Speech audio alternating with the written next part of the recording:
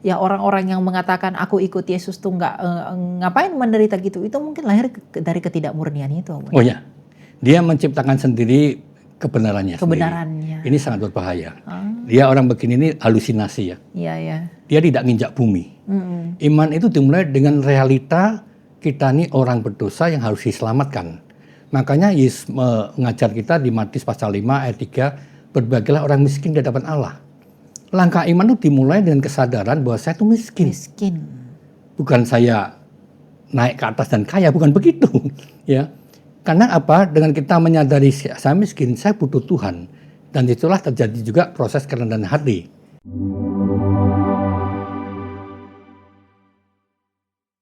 Ya, shalom teman-teman semua. Kembali lagi bersama dengan saya Elia Mairan dan juga bersama dengan narasumber kita Abuna Antoni dalam sesi yang kedua dalam topik kita yaitu tentang pertobatan.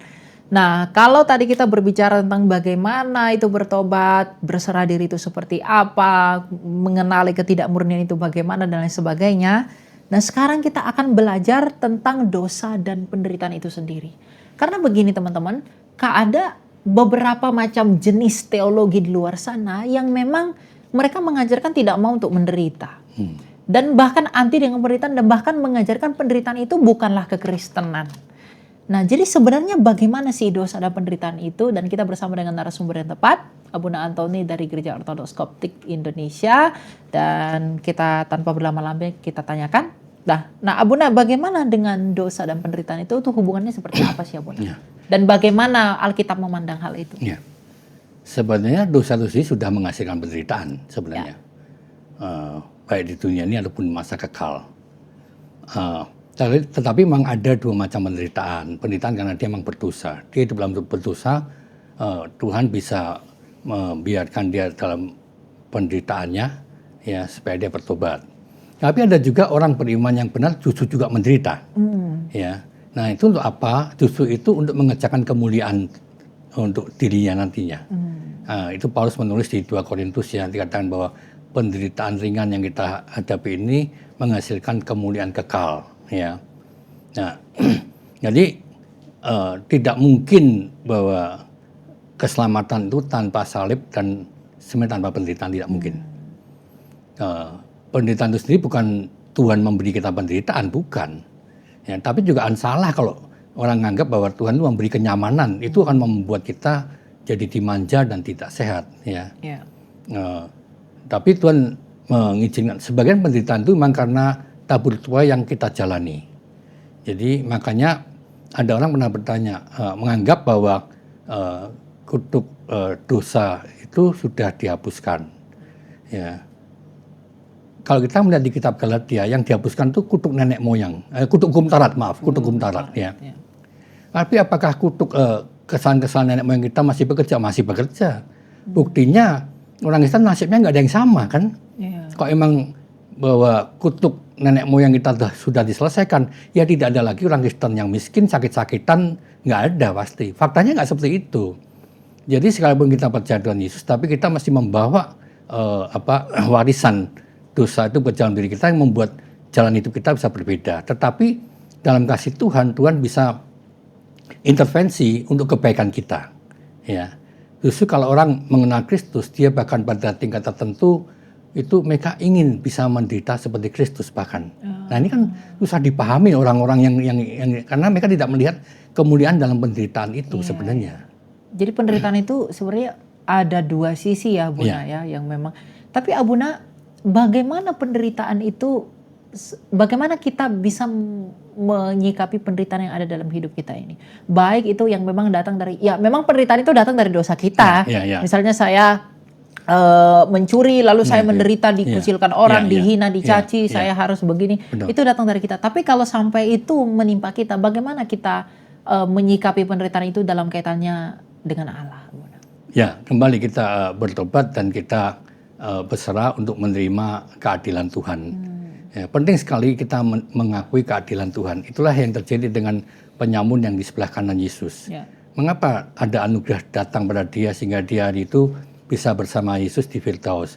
Karena dia mengakui keadilan Tuhan. Dia berkata pada temannya, kan temannya yang satu mencemooh Yesus kan, "Kau anak Allah, turunlah selamatkan dirimu dan juga kami." Tapi yang sebelah kanan mengatakan, tidak pantas kau ngomong begitu. Kita ini pantas menerima penderitaan ini, tapi dia tidak bersalah. Nah, itulah yang menyebabkan dia mendapat anugerah Tuhan ketika dia mau mengakui keadilan Tuhan. Nah, cara kita menyikapi penderitaan adalah terimalah itu sebagai keadilan Tuhan. Itu membuat kita jadi dapat anugerah. Jadi jangan kita menghindar ataupun kita tidak mau menerima, salah. Malah bersungguh-sungguh nggak boleh. Ya, justru penderitaan yang sebagian itu memang kita terima sebagai harga bayar dari kesalahan-kesalahan kita. Bahkan mungkin termasuk kesalahan-kesalahan nenek moyang kita. Karena keselamatan itu ada yang sifatnya individu, ada yang sifatnya komunitas. Maksudnya keluarga. Komunal gitu ya. Komunal.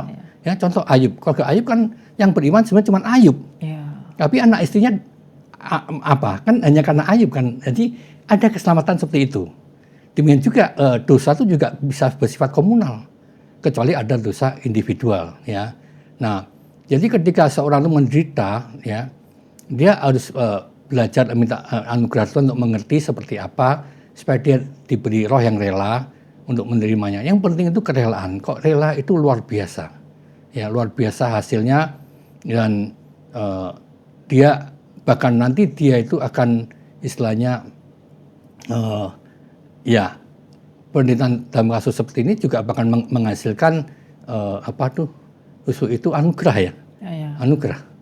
Bahkan orang kalau dia bisa, karena dalam penderitaan itu sebenarnya Tuhan itu beserta kita sebenarnya. Cuman karena kita panik dan kita sibuk cari solusi, kita tidak bisa melihat Tuhan ada di mana. Ya, karena kita berusaha melindungi diri tadi. Ya. Padahal kita mau tenang, nanti setelah waktu lewat kita tahu, ternyata dia bersama saya. Ya. Itu yang menakjubkan. Sehingga ketika itu berulang terjadi dalam hidupnya, dia tidak takut karena bersama Tuhan itu jauh lebih penting daripada apa yang terjadi dengan saya. Betul. Ya, seperti itu. Ya. Jadi sebenarnya penderitaan itu dalam beberapa orang mereka menghindari, tapi justru bagi orang Kristen yang sudah mengenali Allah lebih dalam, justru mereka ingin menderita seperti Kristus itu. Betul. Ya, Abuna. Gitu. Tapi Abuna, ada orang-orang yang skeptis dan menyatakan gini, ngapain kita sudah menderita, kan Tuhan Yesus sudah menanggung penderitaan kita gitu. Mereka bilang, itu gimana jawabnya, Bun? Ya, itu karena salah mengerti ya, salah paham bahwa betul dia sudah menang penderitaan tersebut, tetapi bukan berarti kita dibebaskan total tanpa menderita, itu tidak ada. Faktanya tidak ada seperti itu. Ya. Anda tidak percaya pun Anda akan menderita kok. Anda menderita. Betul. Anda mau mengakui apa tidak saja kan sebenarnya. Kan seperti itu. Jadi itu konsep-konsep yang salah kaprah lah. Jadi realitanya tetap sama-sama dalam Yesus atau di luar Yesus sama-sama menderita, tapi tentang bagaimana cara kita menanggapi itu ya, Bu. Iya, betul. Orang yang dalam iman dengan orang di luar iman tuh beda. Beda, betul. Dan mungkin aja kalau korupsi mungkin Abuna bisa, kalau salah mungkin Abuna bisa korupsi. Ya, orang-orang yang mengatakan aku ikut Yesus tuh ngapain menderita gitu, itu mungkin lahir dari ketidakmurnian itu, Abuna. Oh ya. Dia menciptakan sendiri kebenarannya. Kebenarannya. Ini sangat berbahaya. Dia orang begini ini halusinasi ya. Iya. Dia tidak nginjak bumi. Iman itu dimulai dengan realita kita ini orang berdosa yang harus diselamatkan. Makanya Yesus mengajar kita di Matius pasal 5 ayat 3, berbahagialah orang miskin di hadapan Allah. Langkah iman itu dimulai dengan kesadaran bahwa saya itu miskin. Bukan saya naik ke atas dan kaya, bukan begitu. Ya. Karena apa? Dengan kita menyadari saya miskin, saya butuh Tuhan, dan itulah terjadi juga proses kerendahan hati. Ya, jadi kita harus turun dulu supaya kita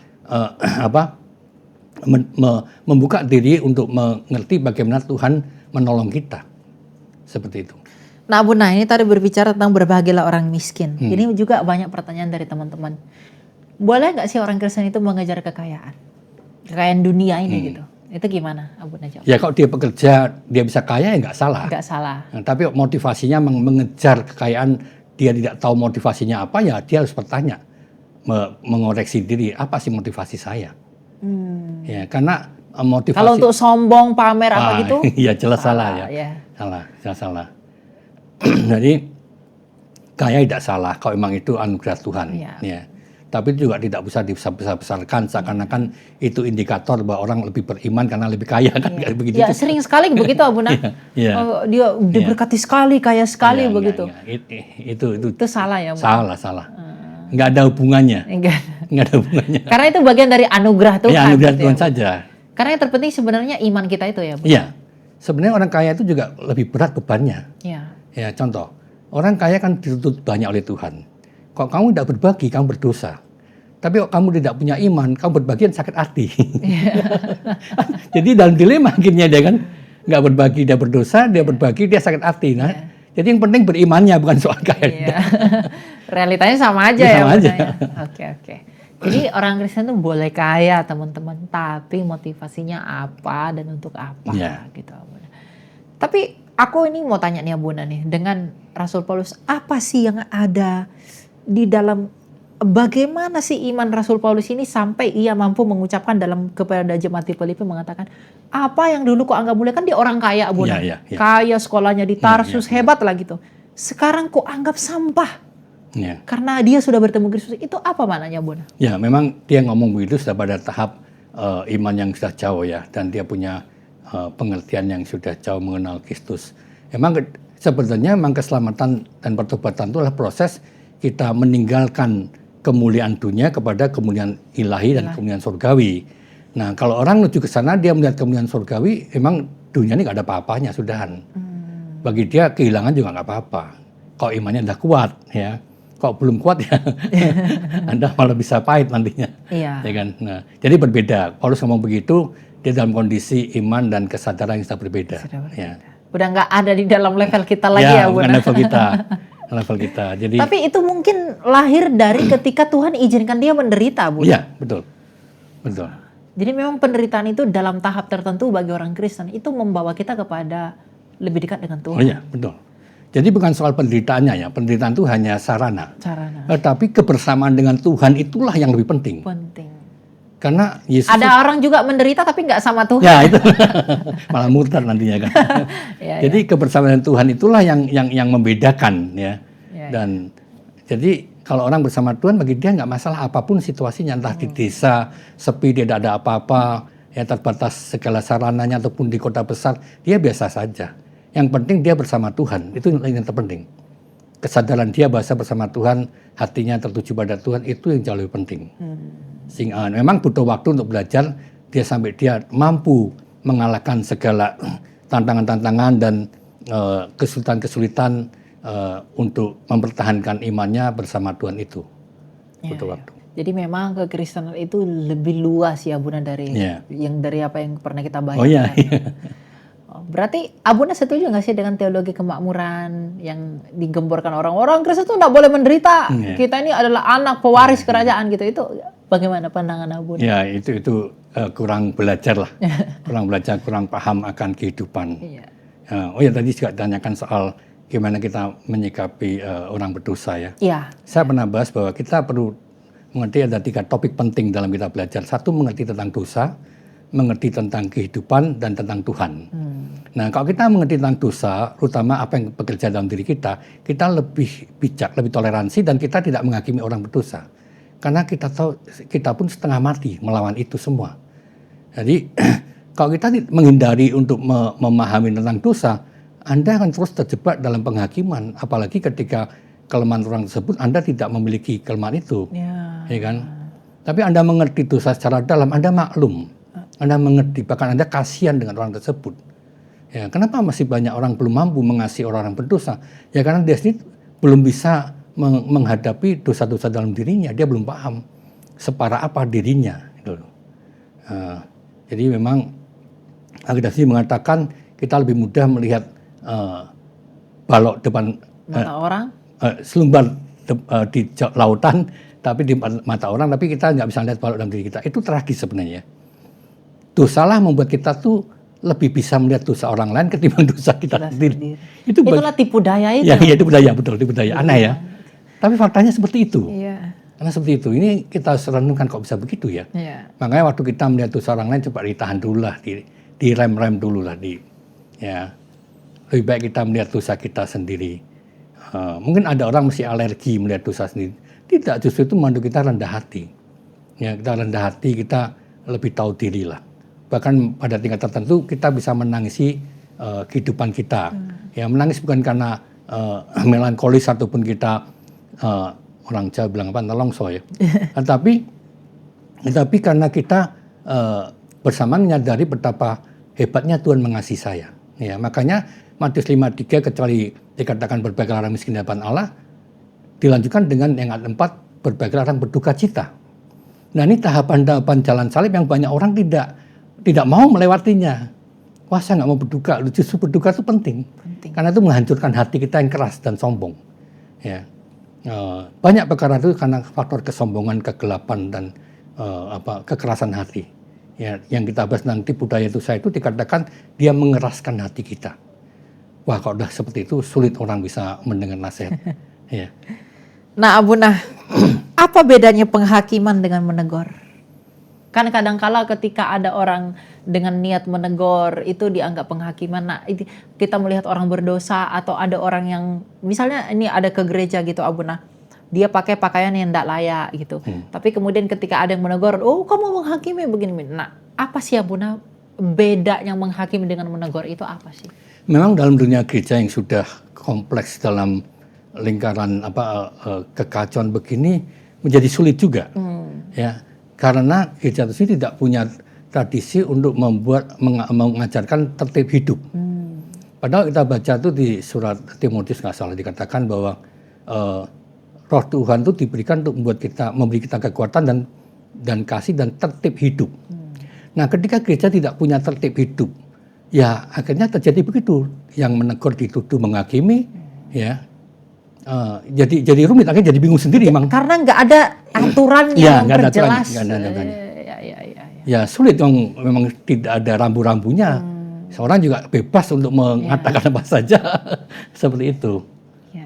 Jadi perlunya memang gereja memberi perhatian kepada hal seperti ini ya, Bunda. Tapi mungkin dalam konteks lain, misalnya kita negor teman kita atau apa gitu. Nah, kadang mereka menganggap penghakiman atau lain sebagainya. Itu apa sih yang membedakan teguran dan penghakiman itu? Karena gini ya, Bunda. Kadang ada yang bertanya, Tuhan Yesus juga bilang orang Farisi itu orang-orang jahat. Tapi bagi Farisi itu mungkin penghakiman artinya. Nah, itu apa yang membedakan teguran dan penghakiman itu? Ya, sebenarnya kembali pada orang itu masing-masing ya.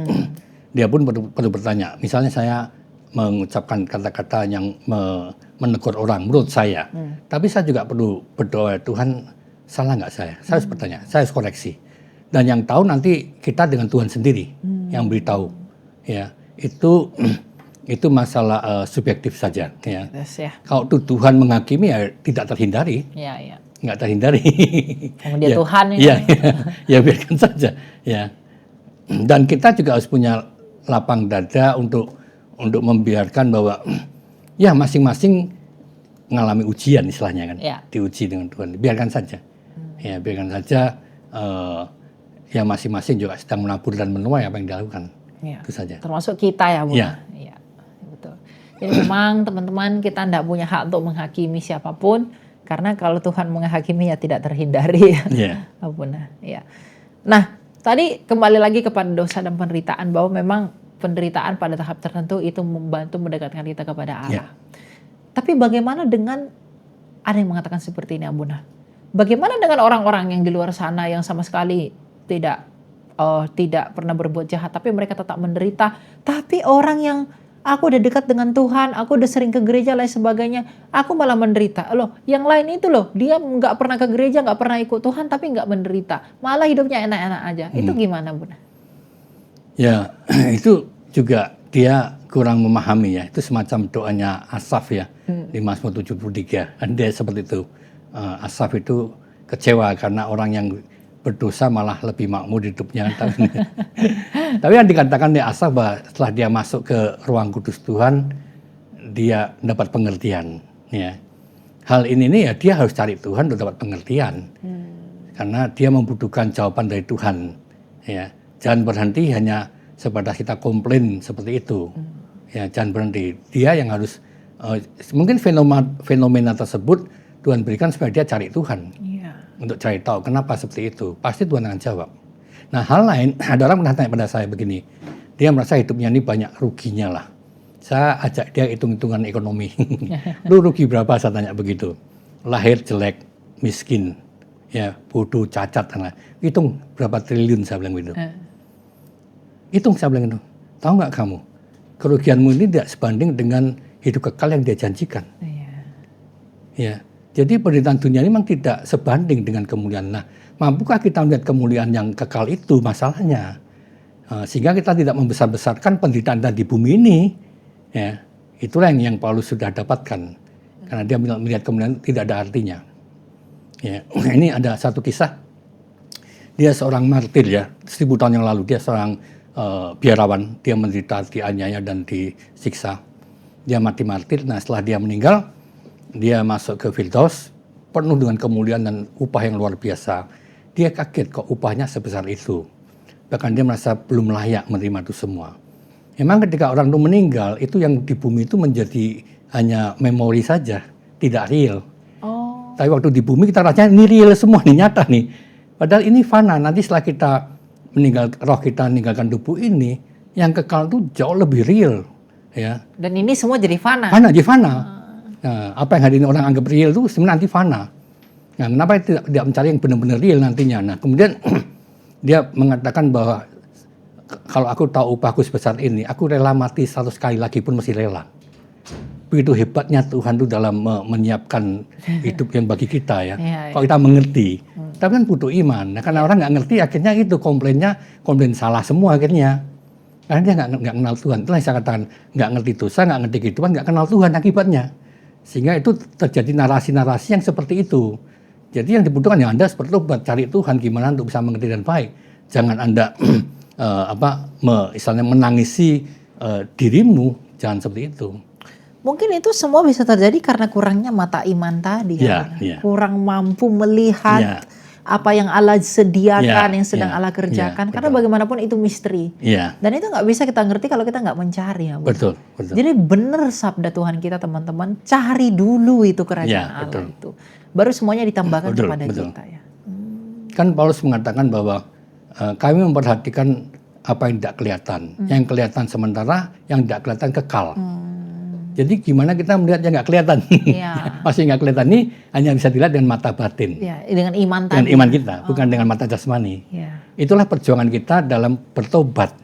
Jadi bertobat itu mengubah hati dan mata hati kita menjadi ilahi. Ya, bukan sekuler. Ya, kalau kita masih punya mata sekuler, walaupun kita punya banyak ayat Alkitab, justru itu berbahaya. Ayat-ayat itu kan kita pakai untuk kita manipulasi. Ya, betul. Padahal hatinya masih sekuler. Karena iblis juga gunakan ayat, guna ayat. Orang Farisi juga gunakan ayat yang hakimi Tuhan ya. Itulah kerancuan terjadi dalam dunia gereja, dunia Kristen, karena ini orang-orang yang sebenarnya hatinya masih sekuler, masih duniawi, tapi bicara firman. Ini jadi menggunakan firman untuk mendukung keinginan dirinya. Keinginannya, betul. Betul sih. Dan itu bahaya, Bunda. Banyak sekali. Nah, bagaimana kita memandang orang-orang yang seperti itu? Ya, kita hanya bisa mengasihani saja. Karena memang dalam banyak hal juga dalam pengalaman yang saya jumpa itu, kadang ada saatnya sulit sekali memberitakan kebenaran. Dan di mana sumbernya itu kesombongan. Nah, yang jadi masalah orang tersebut tidak sadar kesombongannya. Apalagi yang jadi persoalan yang nambah masalah adalah ketika gereja itu bebas menafsirkan Alkitab. Sehingga setiap orang juga bebas menafsirkan Alkitab, itu hanya justru memperbesar kesombongan dan keegoisannya. Orang begitu justru akhirnya menolak kebenaran sesungguhnya. Ya. Karena kadang-kadang kita membahas ayatnya sama, topiknya sama, kalimatnya sama, tapi pengertiannya tidak sama. Ini menjadi makin rumit. Ya, makin rumit. Ya, kita hanya bisa berdoa saja dan tidak bisa berbuat apa-apa. Memohon belas kasihan Tuhan lah atas mereka. Itu sebagai tanda kasih kita kepada mereka ya, Abuna. Oke, sebagai hal yang terakhir yang mau saya tanyakan kepada Abuna terkait dengan dosa dan penderitaan ini. Apa yang Abuna mau sampaikan kepada teman-teman yang mungkin saat ini sedang menderita di dalam perjalanan iman dan hidup mereka? Yang paling penting pertama, ingatlah Tuhan ya. Apapun keberadaanmu, ingatlah Tuhan. Jangan pakai perasaanmu, jangan pakai segala akal pikiran yang bergejolak. Sudah pandang saja Yesus yang tersalib tersebut, itu akan menolong. Ya, sambil belajar kita seperti anak kecil dan anak bodoh. Ada saatnya kita memang ternyata tidak bisa berbuat apa-apa. Bahkan kita harus mengakui kita ini tidak rohani. Kadang-kadang ketika orang ada dunia gereja, dia sudah pikir dirinya rohani. Ini menjebak sekali, padahal faktanya tidak rohani. Seperti yang ditulis di Galatia 6 ayat 3. Barang siapa merasa dirinya berarti padahal dia tidak berarti. Padahal dia tidak berarti, dia menipu dirinya sendiri. Nah, ada satu kecenderungan dosa yang menipu kita, yang seakan-akan kita mencari keberartian, ya, to be somebody, to be something dan sebagainya. Ini menipu, tidak seperti jalan salib. Tidak seperti itu jalan keselamatan. Jalan keselamatan itu mengosongkan diri seperti Yesus sendiri. Ya, rela menerima apapun, ya. Nah, dalam perjalanan iman kita itu kita rela untuk katakanlah tidak takut miskin, nggak takut Mati. sakit, nggak takut mati, ya, tidak takut menerima perlakuan-perlakuan yang terhinakan. Bisa nggak melewati itu? Itu iman yang sesungguhnya. Kalau masih takut akan itu masih palsu ya, Bu? Masih atau belum tumbuh baik. Sekali lagi, semua sebenarnya itu ketakutan sebenarnya. Iya.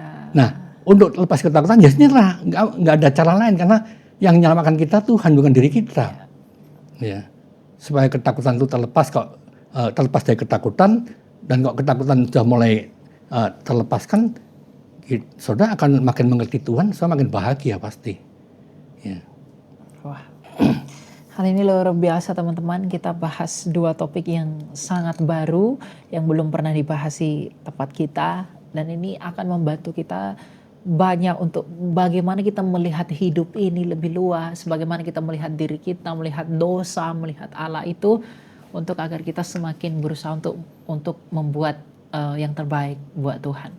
Tapi ya kunci yang utama pada hari ini kita belajar dari apa yang disampaikan Abuna itu adalah, yang pertama kita harus berserah kepada Tuhan. Kita harus berlaku seolah-olah kita nggak bisa berbuat apa-apa. Biar agar Tuhan yang intervensi hidup kita, dan kemudian kita dibawa kepada kemauan Tuhan. Dan ketika kita mengalami hal seperti itu, kita tidak perlu takut. Karena kalau kita takut, kita akan berupaya melahirkan hal-hal yang justru kita nggak tahu efeknya apa, akan seperti apa, dan itu akan menimbulkan dosa. Jadi itulah yang disebut dengan mencari Tuhan. Mencari Tuhan itu bukan hanya mencari Tuhan untuk mengikuti kemauan kita, tapi mencari Tuhan itu adalah karena kita mengakui bahwa Dia lebih tahu apa yang lebih baik buat untuk kita, sehingga kita menyerahkan diri kita sepenuhnya kepada Dia. Itulah pertobatan itu. Dan di luar itu masih banyak misteri yang perlu dijelajahi ya, Buna ya. Banyak misteri. Mungkin kita akan pelajari dalam kesempatan-kesempatan berikutnya. Terima kasih Abuna. Tuhan selalu berkati dan dukung terus pelayanan Abuna. Dan buat teman-teman, jangan lupa untuk tetap dukung kami dengan share video ini sebanyak mungkin, agar semakin banyak orang yang mendengarkan kebenaran ini, agar mereka semakin punya pengharapan dan memperbaiki diri di dalam pergumulan yang sedang kita hadapi bersama. Tuhan memberkati dan shalom.